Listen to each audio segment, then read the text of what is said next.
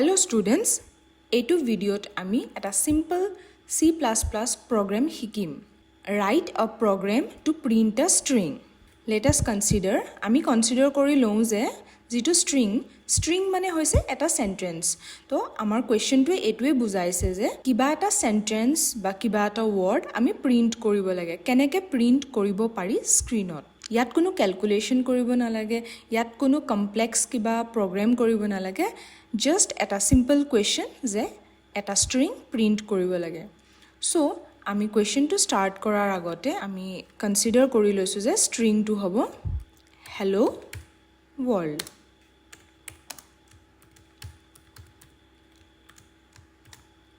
এতিয়া আমি double quotation মাৰ্কৰ ভিতৰত হেল্ল' ওয়াৰ্ল্ড সেইটো প্ৰিন্ট কৰিম C প্ৰগ্ৰামৰ থ্ৰু দি. ওকে, এতিয়া C প্ৰগ্ৰামত যিকোনো বস্তু প্ৰিন্ট বা ডিসপ্লে কৰিবলৈ হলে আমি এটা কিৱৰ্ড ইউজ কৰোঁ. সেই কিৱৰ্ডটো হৈছে cout. cout বুলি লিখিলে আমি গম পাম যে সেই পাৰ্টিকুলাৰ বস্তুটো আমি ডিসপ্লে কৰিব লাগিব. আৰু coutৰ লগত তাৰ সিনট্যাক্স মতে আমি দুটা লেস দেন অপাৰেটৰ দিব লাগে. এতিয়া আমি যদি এই স্ট্ৰিংটো যেহেতু ডিসপ্লে কৰিব লাগিব আমি সেইটো ইয়াত লিখিলো হেল্ল' ওয়াৰ্ল্ড. আৰু এই যে ডাবল কোটেশনটো আছে সেই ডাবল কোটেশনটো মাষ্ট বি আমি দিবই লাগিব যেতিয়া আমি যিকোনো বস্তু ডিসপ্লে কৰো. আৰু যদিহে আমি ডাবল কোটেশনটো নিদিও তেতিয়া হলে ই এটা কিৱৰ্ড বুলি কনসিডাৰ কৰিব. যেহেতু আমাৰ এটো কিৱৰ্ড নহয় সেইভাবে আমি ডাবল কোটেশনটো দিছো. আৰু এই লাইনটো আমি এন্ডিং কৰিম কিহেৰে এটা সেমিকলনেৰে. সো এই যেটো পাৰ্টিকুলাৰ লাইন হয় এই লাইনটো হৈ গল আমাৰ ইনপুট দিয়া লাইনটো. ওকে, এতিয়া আমি যেটো আমাৰ এই প্ৰগ্ৰামটোৱে আমাক কোৱেশ্চন কৰিছে যে প্ৰিন্ট কৰিব লাগে হেল্ল' ওয়াৰ্ল্ড স্ট্ৰিংটো, তাৰ পাৰ্টিকুলাৰ লাইনটো আমি লিখিলো. তাৰ বাহিৰেও অকল এটা লাইন লিখিলেতো আমাৰ প্ৰগ্ৰামটো হৈ না যাব. প্ৰগ্ৰামটো কমপ্লিট হ'বৰ কাৰণে আমি আৰু লাইনস অফ কোডস এড কৰিব লাগিব. তাৰ কাৰণে আমি চাও বলা কেনেকে কৰিম. তো যিকোনো এটা প্ৰগ্ৰাম স্টাৰ্ট হ'বলে হলে তাক আমি মেইন ফাংচনেৰে স্টাৰ্ট কৰো. মেইন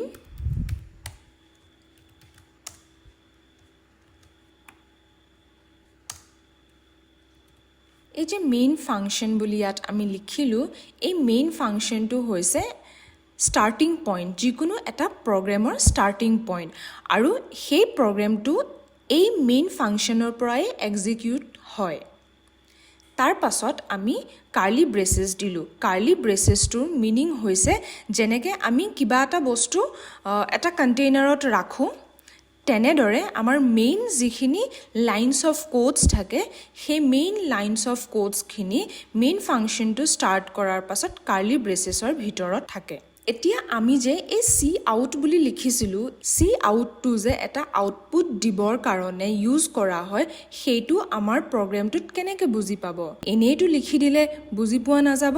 তো সেই কাৰণে আমি সেইটোক বুজি পাবৰ কাৰণে আমি হেডাৰ ফাইল এটা ইনক্লুড কৰিব লাগিব. আৰু সেই হেডাৰ ফাইলটো ইনক্লুড আমি মেইন ফাংচনটো স্টাৰ্ট কৰাৰ আগতে লিখিব লাগিব. তো তাৰ কাৰণে আমি এতিয়া ওপৰত লিখো হেডাৰ ফাইলটো. আমি যেটো হেডাৰ ফাইল ইনক্লুড কৰিম #include iostream মানে ইনপুট আউটপুট স্ট্ৰিম. এই পাৰ্টিকুলাৰ হেডাৰ ফাইলটো আমি ইয়াত ইনক্লুড কৰিছো. আৰু এই হেডাৰ ফাইলটো coutটো আৰু এই হেডাৰ ফাইলটো ইনক্লুড কৰিবৰ কাৰণে আমি ইয়াত এটা ষ্টেণ্ডাৰ্ড লাইব্ৰেৰী এড কৰিব লাগিব. তো তাৰ কাৰণে আমি ইয়াত লিখিম using namespace std. যদি আমি এই ষ্টেণ্ডাৰ্ড ফাইলটো এড নকৰো তেতিয়া হলে আমি cout লিখাৰ আগত std লিখিব লাগিব. এতিয়া এই যে আমি using namespace std বুলি লিখিছো এই বস্তুটো সবতে লিখিব নালাগে, কিন্তু মোৰ ইয়াত যেটো পাৰ্টিকুলাৰ কম্পাইলাৰ ইউজ হৈ আছে dev C++ত তাৰ কাৰণে এটো ইউজ হয় তাৰ পাছত এই যে আমি মেইন ফাংচনটো লিখিছিলো মেইন ফাংচনটো আমি অকল মেইন দি পেলাই ব্ৰেকেটটো দি দিলেই নহব ফৰ এক্সাম্পল আমি কিবা এটা বস্তু কিনিবলৈ দোকানত গৈছো আমি বস্তুটো কিনিবলৈ হলে আমি যেটো বস্তু কিনিবলৈ গৈছো সেই কিনাটো হল আমাৰ ফাংচন আমি যে তাত পইচা এটা পেমেন্ট কৰিম সেই পইচাটো আমি দিলু তাৰ পাছত আমাক ইন ৰিটাৰ্ন আমাক বস্তু এটা দিলে ফৰ এক্সাম্পল আমি পেন এটা কিনিব গৈছো 10 টকা এটা দিলু সেই 10 টকাটো যে দিলু দিয়াটো হৈছে আমি কিবা এটা দিলু তাৰ পাছত আমি যেটো কিনিলু কিনাটো হৈছে হে ফাংচনটো আৰু আমি যে এটা পেন আনিলু সেই পেন আনাটো আৰু আমি কি হল আমাৰ 10 টকাটো ললে আমাৰ ৰিটাৰ্নত আহিলে 0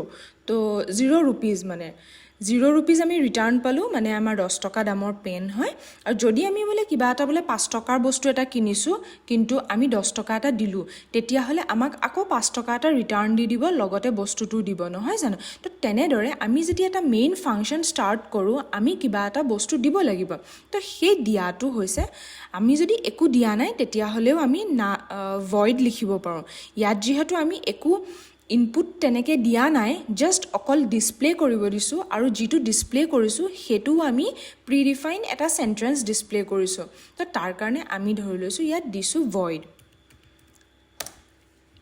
এতিয়া আমি এটো এনেকে লিখি পেলাই আমাৰ প্ৰগ্ৰামটো কমপ্লিট হৈ গল আৰু এটা কথা ৰবা মই আৰু এটা বস্তু বুজাই দিছো এই যে আমি এই লাইন দুটা এটো হৈছে কমেন্ট লাইন এই কমেন্ট লাইনটো দিলে এইগিটা যদি দি থওঁ তেতিয়া হলে এই লাইনটো আমাৰ কম্পাইলাৰে ৰিড নকৰে তো এইটো যদি আমি ইৰেজ কৰি দিও তেতিয়া হলে কম্পাইলাৰে কিন্তু হেতু ৰিড কৰিব আৰু হেতু ৰিড কৰিলে তো হেতু এটা লাইন অফ কোড নহয় তো হেতু কাৰণে এৰৰ দেখাব কিন্তু আমি এতিয়া এটো কমেন্ট লাইন কৰি দিছো সো এতিয়া আমি এই প্ৰগ্ৰামটো যেহেতু লিখি হৈ গল আমি ইয়াক এক্সিকিউট কৰো ফাৰ্ষ্টত কম্পাইল কৰো ওকে কম্পাইল কৰিলো ইয়াত আমাৰ এৰৰ আহিছে এই এৰৰটো আহাৰ ৰিজনটো হৈছে কি ইয়াত যেটো কম্পাইলাৰ ইউজ কৰা হৈছে এই কম্পাইলাৰটোৱে void নলয় মানে এম্পটি মেইন ফাংচন নলয় সেই কাৰণে আমি ইয়াত কি এৰৰ পালো মেইন মাষ্ট ৰিটাৰ্ন ইণ্ট তো সেই কাৰণে আমি ইয়াত লিখিব লাগিব ইণ্ট মেইন এতিয়া আমি এটো চেঞ্জ কৰি ইণ্ট মেইন কৰি দিলো এতিয়া যেহেতু আমি ইয়াত ইণ্ট মেইন দিলো আমি ইণ্ট দিয়াৰ কাৰণে আমাক ৰিটাৰ্ন কিবা এটা লাগিব তো সেই কাৰণে আমি ইয়াত return ৰিটাৰ্ন লিখিলো আৰু ৰিটাৰ্ন যেহেতু আমাৰ ইয়াত দিবলগীয়া একো নাই সেই কাৰণে আমি ৰিটাৰ্নত 0 দিলো এতিয়া আকৌ এবাৰ ৰান কৰি চাও এতিয়া আমাৰ প্ৰগ্ৰামটো এটো ডিসপ্লে হৈ গল hello world বুলি ইয়াত ডিসপ্লে হৈ গল with 0 errors I hope সকলোৱে বুজি পালে এটো প্ৰগ্ৰাম কেনেকৈ কৰা হয় এই ভিডিওটোত যদি কাৰোবাৰ কিবা ডাউট আছে কমেন্টত খুদিবা আৰু লাইক কৰিবা do subscribe and share আমি নেক্সট ভিডিওত লগ পাই আছো bye bye